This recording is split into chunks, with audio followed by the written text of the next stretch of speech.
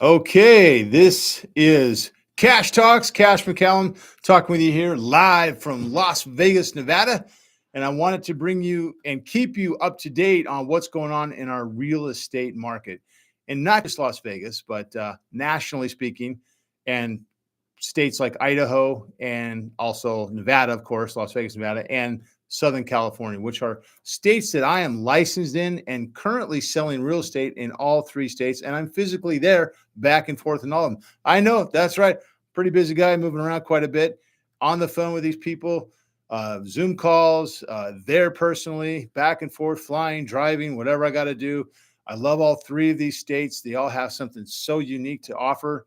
And I love selling real estate in those states as well. But tonight, sorry I'm late. Long day in the office. Yes, and I had to get in here and finish up and get this YouTube live going with everybody so I could keep everybody up to date. The screens even behind me started having an issue on the top screens, but we have some baseball games going on, some other information on the bottom ones here to keep you up to date on the baseball while we're talking real estate. You got to do that all the time, right?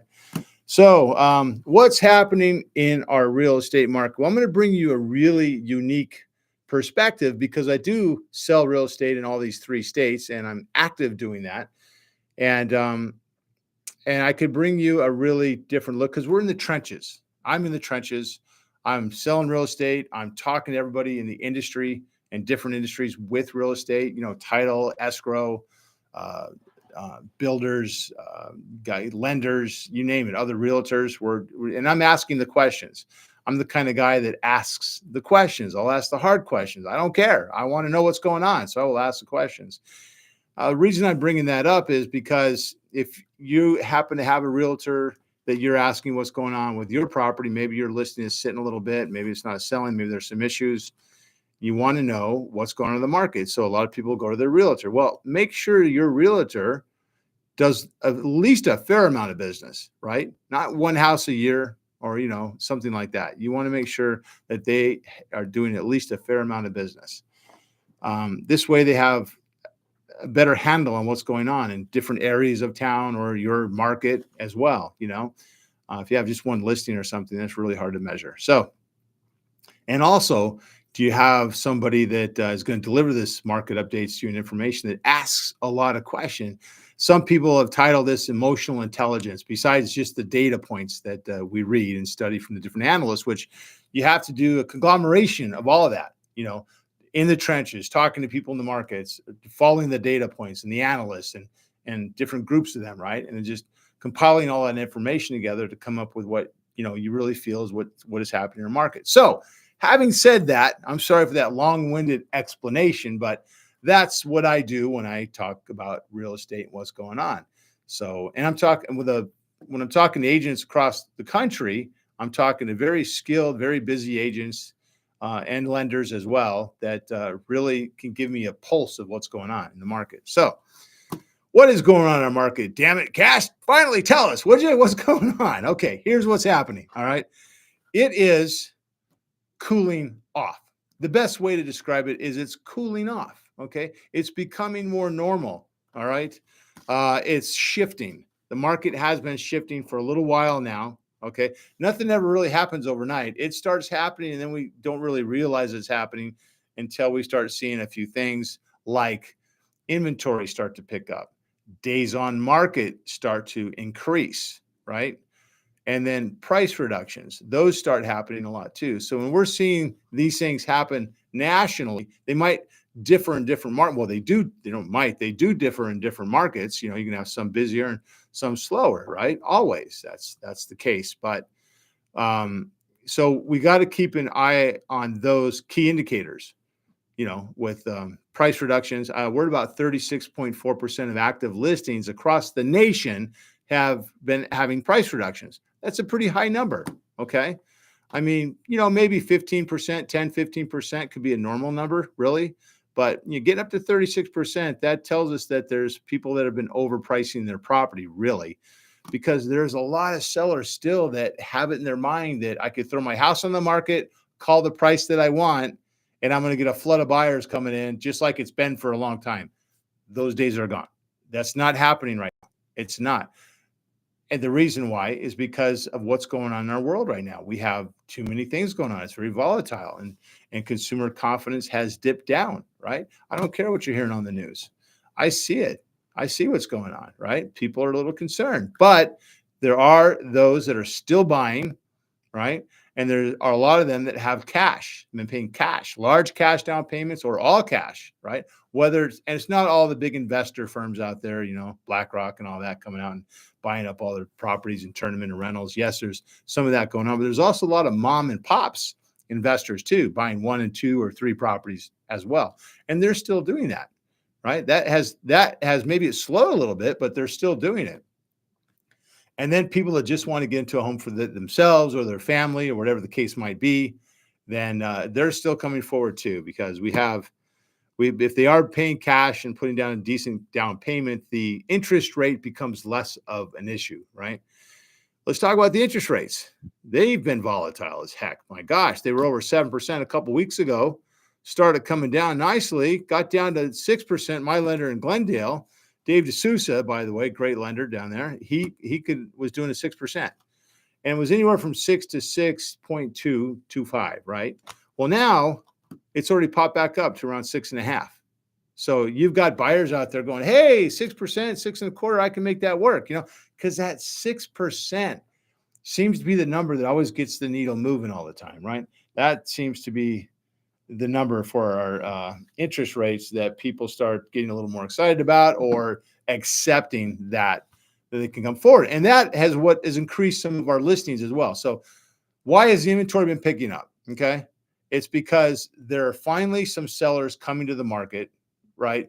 Maybe the interest rate fatigue has been setting in, and now they're finally ready to say, you know what, we're getting down to 6%, 6.25. Well, now it's up to 6.5, but we're in this ballpark. It's not over 7 and starting to head to 7.5 and 8, right? Those numbers start to get a little concerning and scary for a lot of buyers. Unless you've got a large cash down payment, or you're coming in with a 3.5 or a 5 or 10% down payment or a 20% down payment, that's a big number for you to carry, at 7, anything north of 7% on an interest rate.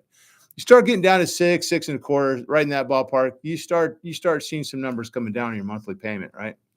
And also, every time that rate starts coming down, I see consumer confidence start to pick up. I start to see more people start feeling a little bit better about things. Like, hey, now's the time to start buying, right? Now's the time to start looking, right? I did a video a while ago on the 3 different types of buyers that we have out there, right? And I'm just going to run through them real quick. We have the on the fence buyers, those that are just hyper focused on watching the interest rate. The interest rate means everything to them, seems to be.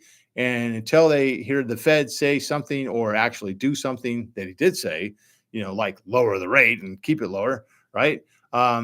That's group number 1. And honestly, that's our largest group. They're hyper focused on the interest rate. Then we have group 2. They're kind of, educating themselves, paying attention, yes, watching rates, but they're also going out looking at properties. Maybe they're going to open houses. Maybe they have an agent going to show them a couple houses, right? They're dipping their toe in the water a little bit, testing out a little bit, see if they find something they really like and really love. Maybe they'll start thinking about coming forward. So we got group 2 like that, right? Then group 3 is our aggressive buyers. They're the ones that are fully committed.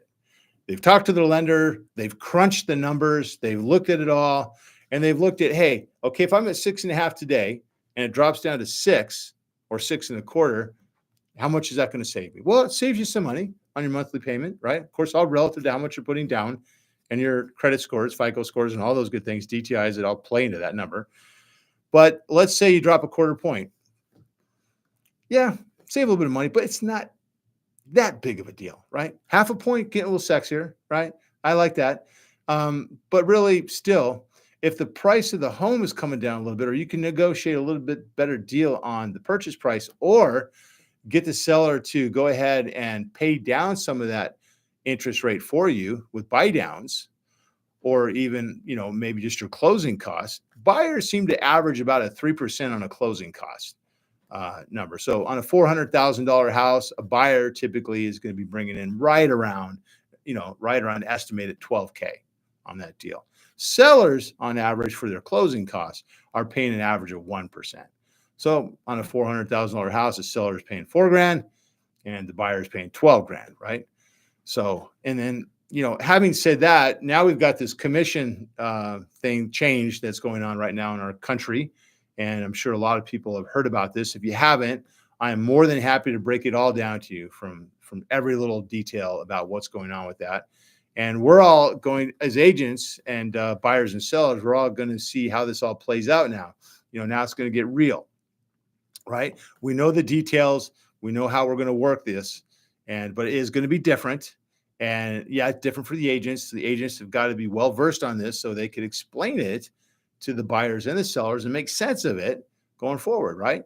So real quick, talking about the commissions, making sure there's just much more transparency in how a seller sees the commissions, because it's always been negotiable. Okay. They're making it sound like now it's negotiable. It's always been negotiable, right? Maybe perhaps some sellers didn't know that, but God, I'm shocked how they couldn't, because it's all over the place. Any listing appointment I've been on, sellers have more knowledge than I do when I come in to sit down with them. They know what's going on out there. They know what's being offered, right? They know that, hey, this other agent will do it for this, and then I know, yes, there's agents that'll do for what I do. And then there's some agents that'll charge more, so it's all very relative to what they're going to be bringing to the table for you and what you're expecting, right? But so commissions have always been negotiable, and they still aren't going to be negotiable, right? They're just going to not offer the buyer's commission on the MLS anymore. That's been removed. Can't do that anymore. No more commission being offered on the MLS. So buyer agents won't be able to know what is going to be paid to them if they close the deal.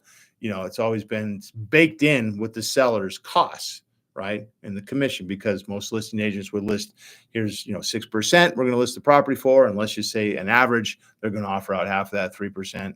Doesn't always have to be that, but somewhere around that ballpark. To the buyer's agent, if you bring a buyer, we close the deal. That's what you're going to get paid. So it's not that if it's a 6% total commission, it's not that the listing agent is now going to charge the seller another 3%, to pay the buyer. No, it's at the total 6%. But out of that, they're paying a portion of that to the buyer's agent. So anyways, let me try to keep on track here with that. There's so many things to talk about. And again, just comment below if you have any questions, want any more clarification. I'm more than happy to do that for you. And also, please subscribe so you make sure you get any notifications, and hit a like if you don't mind. That'd be great, helping out my channel. I'm getting started here, getting moving forward here. And I want to make sure I'm bringing you guys really good, solid information about what's going on in the real estate market. Okay. Again, this is from someone in the trenches and with a real unique perspective, selling real estate in 3 states and talking to agents all across the country, so I could deliver you the best information and real information. Okay. So that's what we have going on in the market. It's shifting. It's cooling. It's not crashing. Please, no, that's not happening. That's not what's going on. There are plenty of people buying properties. We have lots of sales going on. Okay. And when that interest rate comes down, which I feel it's going to, right? It's going to at some point, right? That's an easy thing to say, but I think it's probably going to come down mid-September a little bit more, right?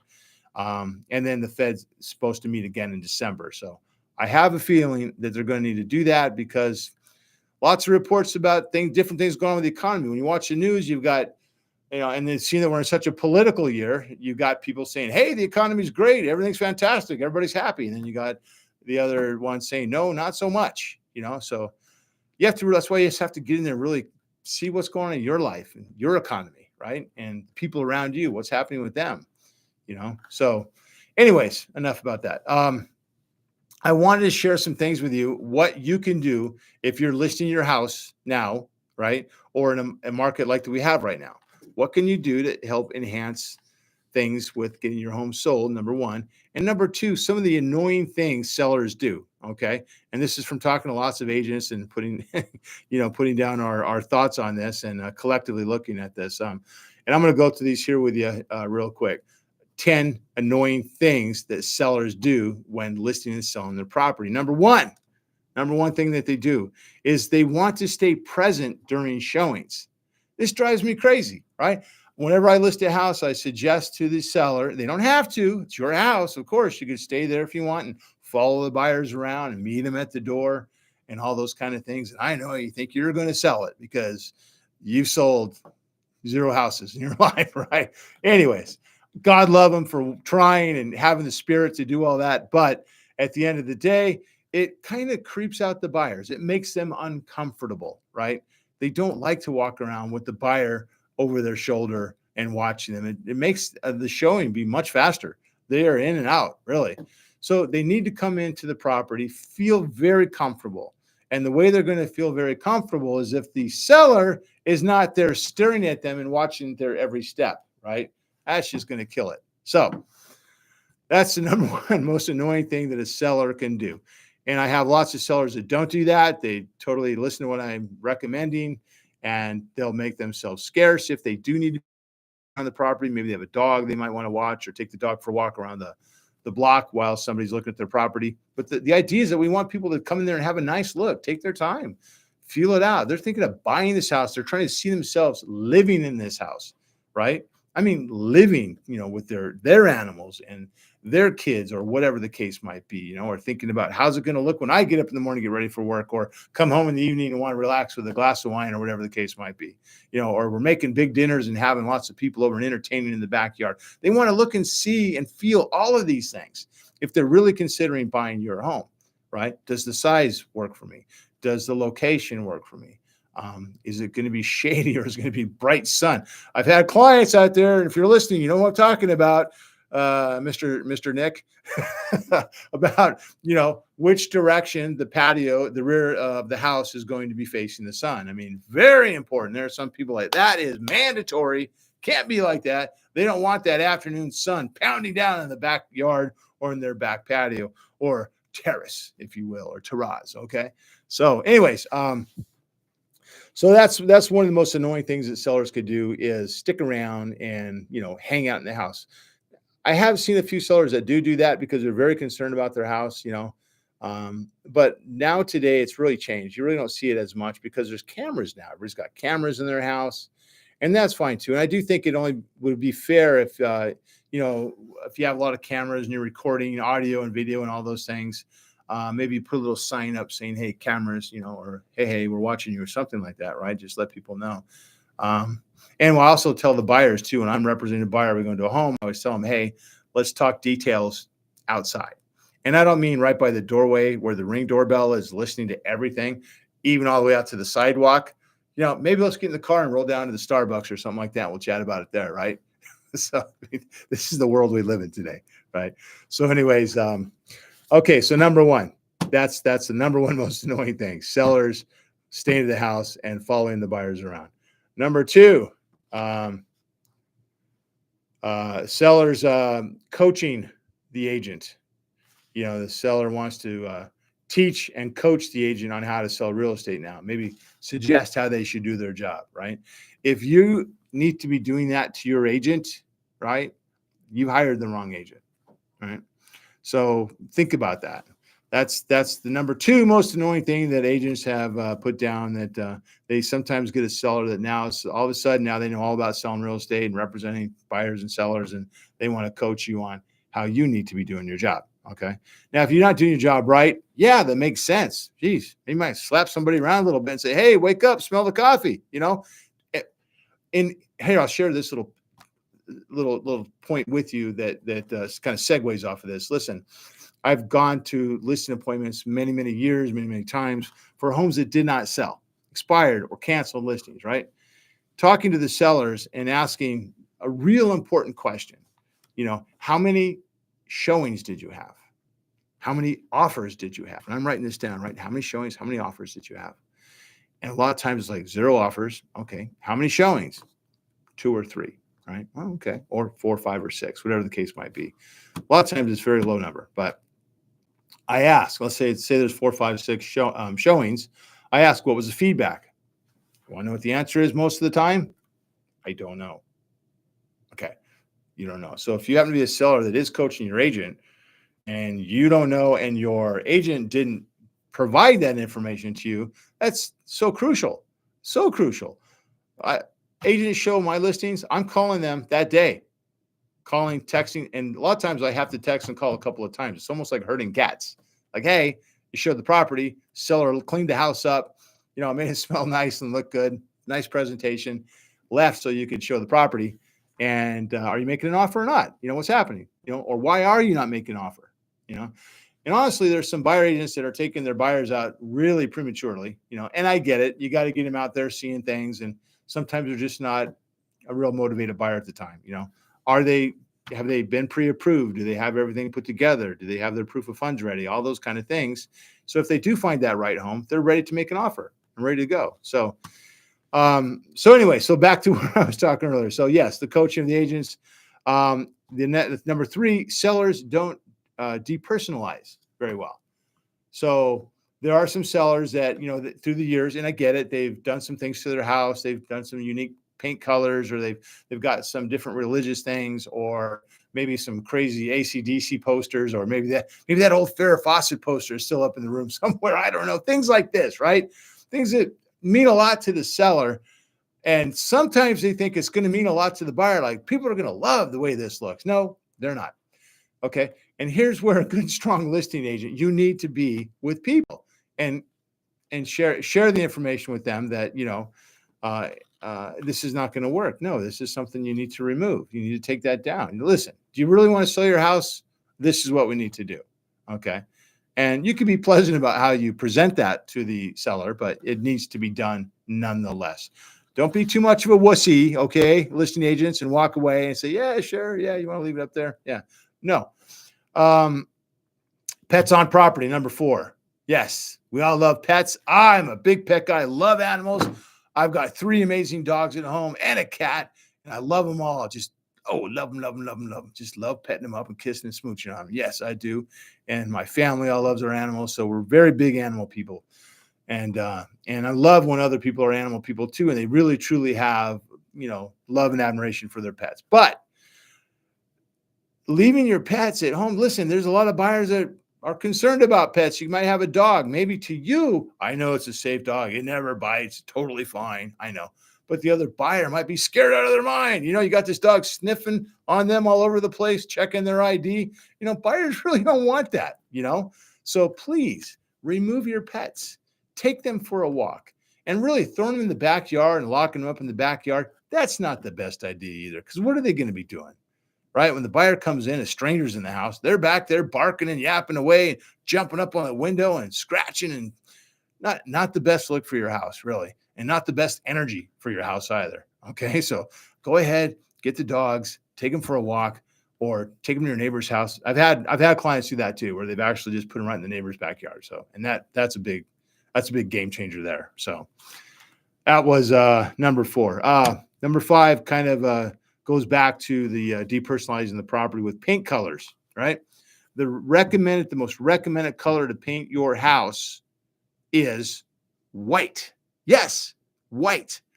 Not cream, right? Not gray, light gray, dark gray, slate, none of these cool colors. No, white.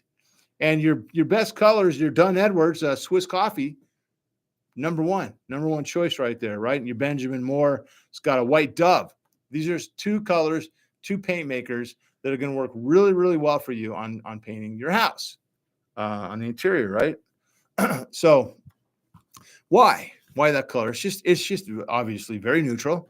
And it's a color that when the buyers come in and they want to add some other colors around that, or they want to paint right over it, easy to do, right? Easy to do, easy to work with when everything's white. So please keep that in mind. Real important point. Number 6, sellers not picking up after themselves before showings, which happens all the time. And I get it. You're living in the house. It's so hard to do. And I always tell my sellers that, listen, I'm going to call, the agent's going to call me, want to know when they can come see the property, and I'm going to call you, see if it's okay. And I always like at least an hour, right? So, but some people are working out of their home. Some people are day sleepers, whatever the case might be. We have to work around all of those things, So, but I have had one just, 30 minutes, 20 minutes. Hey, I'm in the area. Can I come see it? I just happen to be up from the valley or something, and I have my buyer, or they're from out of state, and we just saw it on Zillow. We missed it. Need to see it. Can we get over there in 20 minutes? Because we're here, and, we're 30, 40-mile drive away from where my buyer lives. So that's another thing that does happen sometimes. And it's okay if you're a seller and you just have to say, no, I can't do it right now. But you do want to be ready to go mostly as much as you can. And yes, I know, and I'll explain it to buyers and agents too. Listen, they live in the house, they've got things going on. They just can't run out and vacate the house in 5 minutes. But so in having said that, sometimes sellers will vominos real fast, but leave the bed unmade or dirty clothes laying around, toilet seats up or whatever the case might be. So, just do everything you can to keep the house, close to being ready as much as you can. That's going to be key, right? What do we got here for number 7? Our seventh thing here is, again, kind of relates with 6. Home just is not show ready, right? And that could even be things such as smells, right?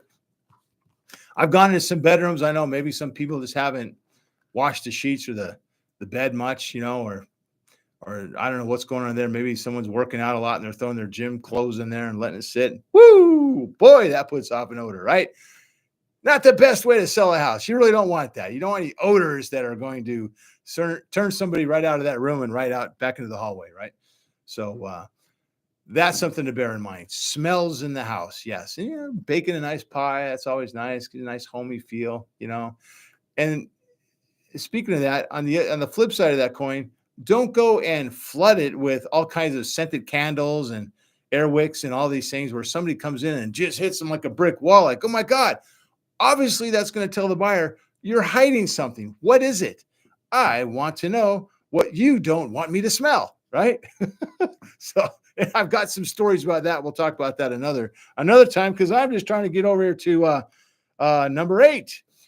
New seller marketing plan. When a home's sitting on the market a little bit, like it can be doing in this kind of market that we have, a shifting and cooling market, your house is going to sit longer. They're not flying off the shelves, folks. They're not right now. Okay. We have a volatile interest market going on, an election year, economy issues, and the media just throwing out all kinds of different stuff. So buyers are out there trying to digest all these things and make decisions going forward. And yes, sellers too, right? It sometimes can be concerning. And I get all that, but understand there is no crash. I'm not seeing a crash. I'm not seeing some big buildup of foreclosures and short sales. None of that. Okay. We're just becoming more normal. That's it. But we've been this crazy seller's market for so long that buyers have just been, pulling their hair out because they've got to give their firstborn and give them their first car and the whole thing to be able to even buy a house, providing they have no contingencies and give them free possession for 3 weeks afterwards. Those days are gone right now. Stop it. If you're a seller, you're kidding yourself right now. You're going to have to be a little more humble about this right now. You're going to have to just kind of be a little more understanding about what's going on in the market. And if you're not, you're going to have a real hard time. Okay. All right. Let's move on to number 8, new seller marketing plan. So back to that. So as you're sitting on the market a little bit longer, you've got a seller getting very antsy, wanting to know what's going on. Listen, I think you need to change the pictures. I'm looking at the pictures on Zillow. I think you need to move this number 1 over number 7 and number 7 over 11. And we need to do a couple things like that. Yeah. Not really going to help much because most people are looking at all those pictures, right? How they're all formulated on there. Yeah, there's some neat science to that. And we've followed all those things and we do the best we can to where, it gives a nice flow, coming to the front of the house and, through the kitchen and the bathrooms and the bedrooms and the living room and all these things. And then out to the backyard. Yeah, that's always kind of the natural flow of the pictures, right? But shifting and moving a couple around really is not going to make any profound difference in the results you're having, because the problem really is going to boil down mainly to number 1 reason, price. Okay. I'm sorry. It's price. Price is your number 1 marketing tool. And when you're in a market that's shifting and cooling, especially, price is really important. You have to look at that. Okay. Providing all the other things are done correctly, right? We're just figuring everything else is done correctly. The marketing, the photography, the videos, the social media blasts, and then it's going out correctly to all the websites from the MLS because the agent has done the correct input. They've checked all the boxes. Listen, maybe you have an RV garage, but if you don't check RV garage, if the agent on the input they're doing the MLS doesn't check RV garage on one of the little input boxes down here. Well, guess what? When people go into Zillow and Redfin and all these places and they say, I want a house, it's got 3 bedrooms and 2 bathrooms, and it's up to 800,000, and I want an RV garage. Well, if the agent didn't click that little box, it doesn't show up, right? Bam! Can you believe that? Little mess up like that, and there you go. You're not showing up. You're not populating in those searches, right? And trust me, there's a lot of people that might get real specific, because if you go to Redfin, go to Zillow, look at these. They've become more and more specific on their searches. So this is why you need an agent that knows what they're doing and does what they're supposed to do, right? Not a quick little, if an input, I got a basketball game I got to get to. There you go. That'll work. Some good pictures. No, you've got to take your time and double check everything, right? So these might be the things that you want to look at, not moving the pictures around so much, really, whatever. It makes you feel comfortable, great. But have all the proper boxes been checked? And in the description, have you put all the proper things in the description that a buyer might be looking for in this house, and you as a seller, seeing that you bought the house, right? What were you looking for when you bought the house? We want to make sure that all those descriptors are done correctly and filled out on there. And that's what we want to do for sure, 100%. So then we go into number 9, which bleeds in from number 8, unrealistic value of the home. This is where we've got to sit down and have the conversation about, where you're at with your desire to move, your motivation. What is the motivation to move? If the motivation is to move based on one thing, only what I sell my house for, I have to get this price. Listen, I've been at the listing table many times where I have to get this price. And sometimes sellers are not real straightforward with you on that too. They feel like if they tell the listing agent, I could do it for a little bit less, but I have to have this price, right? Okay. All right.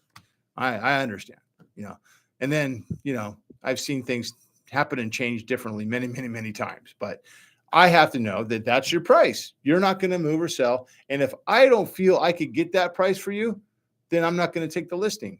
Honestly, if I'm listing your home, we've sat down at the table and we've talked and we've looked at comps. You've shared in all sellers. There's hardly one seller that doesn't do this. Is they want more for their house than it's probably really worth on the market, right? Because everybody feels their property is just nicer and better than the neighbors or all the comps that they just looked at because they have something special done, right? Excuse me. So that's one thing you got to really look at. Unrealistic value of the home. You've got to look at the pricing strategy on this. It's really important. Pricing strategy is huge, so important. Make sure you come up with that right number. Okay. You want to look at the value range. And honestly, in my opinion, right, not going for the high end of the range, middle to the lower, somewhere in that ballpark. You want to get a little more aggressive. You want to get more offers. You want to get more showings. Come down closer to the lower end of that spectrum. Yes, you're going to see some amazing things happen. But if you price it up here because you want room to negotiate down and all that jazz, that's exactly what it is. If you're selling a house, this is not a used car. Okay, we're not selling some used rims from the truck there at the swap meet. No, we're not playing that game right now. I've done all that stuff. Listen, I've sold vacuum cleaners door to door. We've sold ab rollers. We've sold audio equipment. I mean, I've exhibit spaces and trade shows, insurance, extended warranties. These are the things I've done all through high school and college. I've done all that stuff. I love negotiating. I used to take my young son to the swap meet. My wife and I would take him there on the weekend, and we would give him a few dollars and say, hey, you want that? Go up and make it happen. Well, it's $5. Well, here's $3, right? Start teaching him how to negotiate. He got pretty good at it. And he also got good at talking to people. Anyways, I'm off on another tangent. Let's talk real estate, okay? Number 10, accepting a contingent offer. And what I mean by this is you might have some sellers that are out shopping around or maybe in another state, right? They're not working with you as the agent representing them on that property because for whatever reason, right? And like I said, it might be out of state or in a city far, far away. And they've done something and they wrote an offer contingent on their home selling. But now they need a certain price. They're going to come back to the listing agent. And they're going to say, hey, I got to sell my house for this because I wrote an offer on that. And I'm looking at them and saying, listen, and I got a really good deal on the property over there. Yeah, I had to do it. I got a really good deal on that property. on the other side of town or the next couple cities over. Well, guess what? You got a really good deal on that property, and they accepted a contingent offer. Remember in the market when houses were flying off the shelves, if you wanted to write a contingent offer, yes, come back to me when you're real, buddy. Come back to me when you really want to buy my house. Contingent, get that out of here. Yeah, that would be the response, right? Contingent, whoop, here I'm looking at offers coming on the table, 10, 20 offers. We had lots of days like that, lots of offers on the table to go through. Contingent, okay, contingent, right? Yeah, no. Oh, this one's not contingent. Okay, let's take a look at that one. That's how that went in that market, really, because contingent means it's contingent on your home selling. So now we got to figure out what's going on with your property. Did you price it right? Do you have the right listing agent on your property? And then how about the buyer that's going to come in and buy that property, right? Are they going to be contingent on their home selling? This could become a huge chain of contingencies. And I've been in that where it's like 5 and 6 different homes that are selling and they're all contingent on each other. Right. And you run into that a lot of times when people are moving up to a more expensive and larger property. A lot of people are going to be contingent. They want to sell their home. But then there's also bridge loans available today. There's other options out there, But number one, most important thing, if you want to make an offer on a property contingent on your selling, make sure your home is on the market. Make sure it's on the market. Don't go, now I'm going to go get my agent and we're going to order pictures and I'm going to clean the house up and I'm going to spend a week or two doing this and that, getting all the junk and debris out of the garage. No, don't do that. Just go ahead, get your house ready now, get it on the market, because if you happen to get an offer on your property and you haven't found a property yet, you could take that offer contingent on you finding the home of choice, right? And then that person could give you maybe 2 weeks, a month, whatever the case is. It's just another negotiation. And we want to make sure we're doing everything correctly on this end, checking the right boxes, right? So we can all have a smooth transaction and everybody's not wasting their time. So you also want to find motivated people. You want, hey, they're buying this house. Do they really want that house? Yes, great. Fantastic. This is the buyer we want to work with. And you really want that house. Fantastic. This is what you have to do. I've talked to agents where I had to talk to every single buyer and seller down the chain to make sure everybody's on the same page and wanting to go forward. And they've got good credibility. Their financing is in place and everybody looks real solid. And these are the kind of chain contingencies that could work out because a lot of them don't. So they've got to be done correctly. And I like to know the agents too, that they've got experience. They've been at this for a while. And that is so important, really. So anyways, okay. So there we go. That's number 10. That's our 10 most annoying things sellers could do. I wanted to share those things with you. And perhaps some of these things could help you in selling your home in this cooling, shifting market that we have going on today. Again, no crash. Homes are selling, but we are seeing price reductions.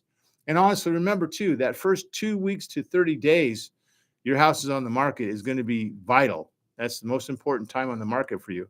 Because when buyers see you going over 30 and 40 days, right? Of course, being a very niche kind of a property, a very custom type of a home, maybe horse properties or large properties or very custom properties could be a little different. Those are going to sit on the market longer or more expensive properties, right? But for the norm, if you're on the market over 30 days and you're not getting any action, there's a pricing problem. Okay. So take a look at that. And again, providing everything else is done correctly, then that's what you really want to look at and make an adjustment with that. So again, to reiterate one last time, shifting and cooling, not crashing, market's good, neutral, normal market. This means if you're selling your home, you've got to do all these things correctly. Okay. You've got to do them correctly. Please. Number one, don't follow your buyers around. Okay. Make sure the house looks good, smells good. You put everything in its place and you're really going out to sell this property because that's where it's at right now, folks, and you're going to see too, when you go to buy a property, hopefully you're going to run into the same kind of listings on that end. So anyways, I'm so happy I was able to get in the studio and talk to everybody tonight. I hope I was able to shed a little bit of light on the subject. And please, again, remember to go ahead and subscribe, hit me a like. I really appreciate it if you would do that.